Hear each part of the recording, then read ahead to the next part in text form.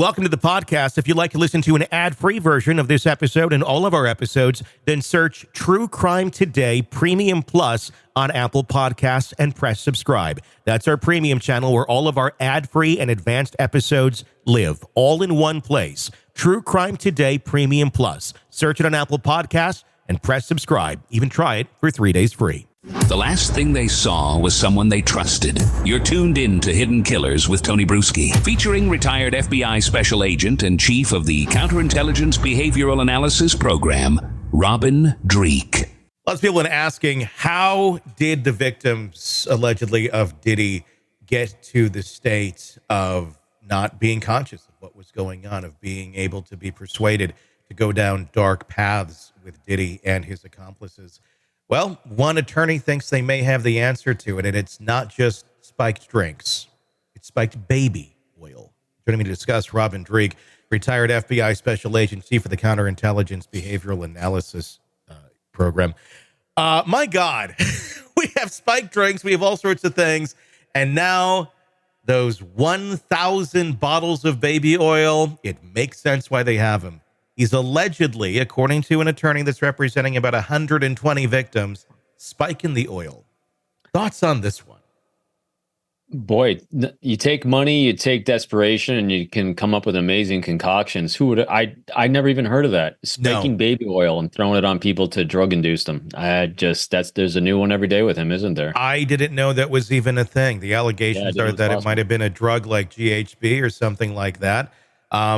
I don't know much about these drugs other than I know, like, if you consume them, but normally it's consumed like orally, right.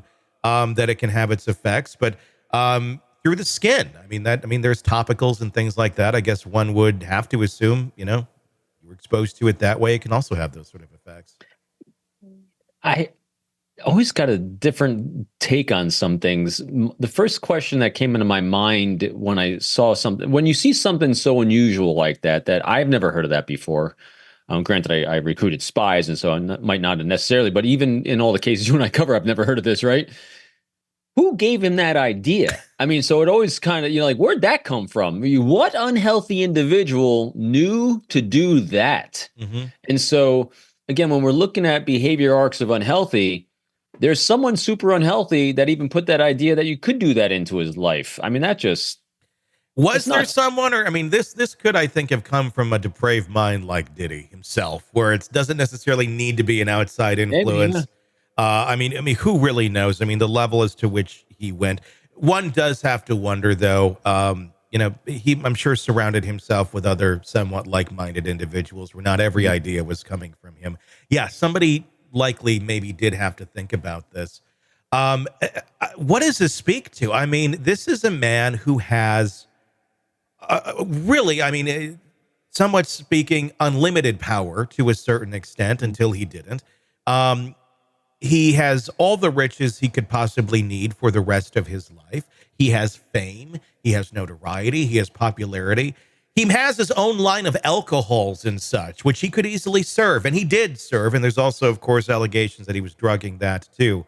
Why feel the need to go all the way to the baby oil? I mean, this is like something from someone who, like, doesn't have access to individuals or nobody likes them. Like, they feel the need to drug people. But I guess that's not always the case. Sometimes it's those that really have that power that just want to take it even further. As we said before with him, and individuals that don't channel their influence for the powers of good, but they use them for the powers of themselves. This is just keeps escalating what? Control. It's just another level of control, because once we hit one certain level, we reach a milestone. And this is, so do your own thought experiment in your own lives. You set a bar, you set a goal, you set something you're trying to achieve. And when you hit that achievement, you're like, oh, wow. And you cross that finish line, you're feeling so excited. And then, as they say, all glory is fleeting. Because after you've achieved a certain milestone or big moment in your life, the dopamine rush from that fades and we set new ones. I mean, this is how we survived as a species, is that we're constantly seeking and trying to achieve greater things. If we didn't, we'd still be living in caves. Mm-hmm. I mean, the whole reason you and I can talk via video is because our genetics and biology say we constantly are looking to strive to achieve because that's how we're psychologically rewarded. Mm-hmm. Now, when you're taking that need for psychological rewarding and you channel it to control of people, because that's giving them the same dopamine rush. I mean, same thing. Not saying he is, but serial killers do the same thing. You're going for a hit, a rush, and adrenaline rush, and that's why they keep going. Because once they get one, the only way to sustain it is to do more. And so once he had or any individual has a certain level of control over someone, it's a rush. That's why people in power seek more power. And so, like you said, alcohol gave him a certain ability to do that. Well, once you created your own line of alcohol and everyone's consuming your alcohol, where's the fun in that? I need to up my game. And so, again, I don't think these things are conscious things. It's just as they're sitting around bored because their brains get bored because they've already achieved the level of control they want, is like, what else could we do? How else could we do? And then they come up with these things and ideas and it's like, oh, let's try this. And so it keeps escalating that bar. It feels like I mean, we're constantly reaching new levels of creepy and bizarre here. Mm-hmm. But what we're talking about now, this is not just someone who'd had too much to drink and is a little bit more loose in bed or something like that.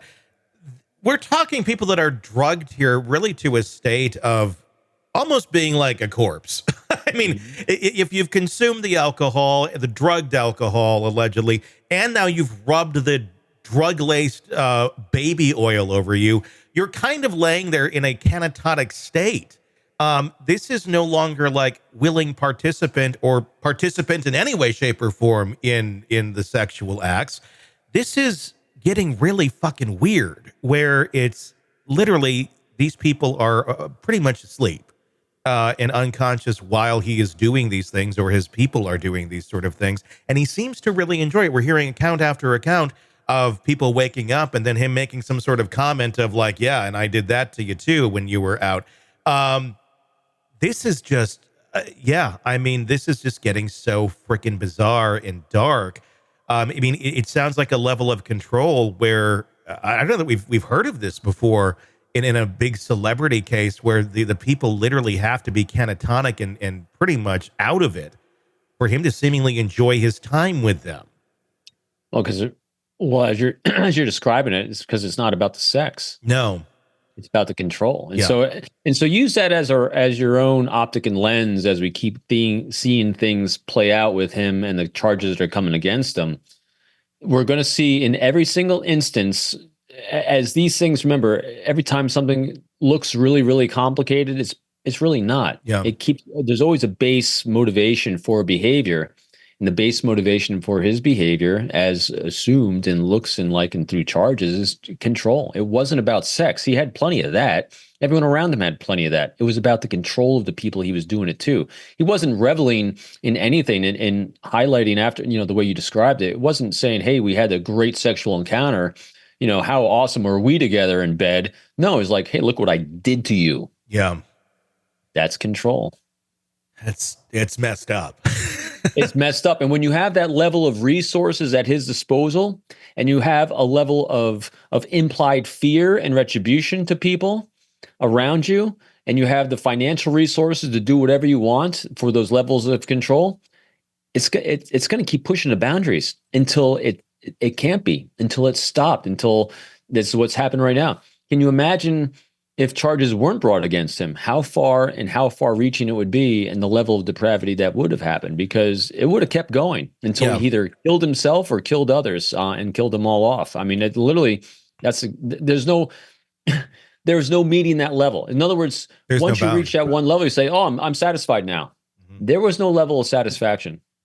No, there really wasn't. Welcome to the podcast. If you'd like to listen to an ad-free version of this episode and all of our episodes, then search True Crime Today Premium Plus on Apple Podcasts and press subscribe. That's our premium channel where all of our ad-free and advanced episodes live, all in one place. True Crime Today Premium Plus. Search it on Apple Podcasts and press subscribe. Even try it for 3 days free. Let's be honest. Nothing kills the thrill of a good murder mystery like a commercial for laundry detergent. It's like someone slapping a closed sign on your favorite dive bar. But you're not here for that, are you? You're here for the good stuff. So ditch the ads and upgrade to True Crime Today Premium Plus on Apple Podcasts. With True Crime Today Premium Plus, you get your crime straight. No chaser. Commercial free with extended interviews and early access. It's like getting the bartender's special when the bar's already closed. Search for True Crime Today Premium Plus on Apple Podcasts. Subscribe and drink it all in.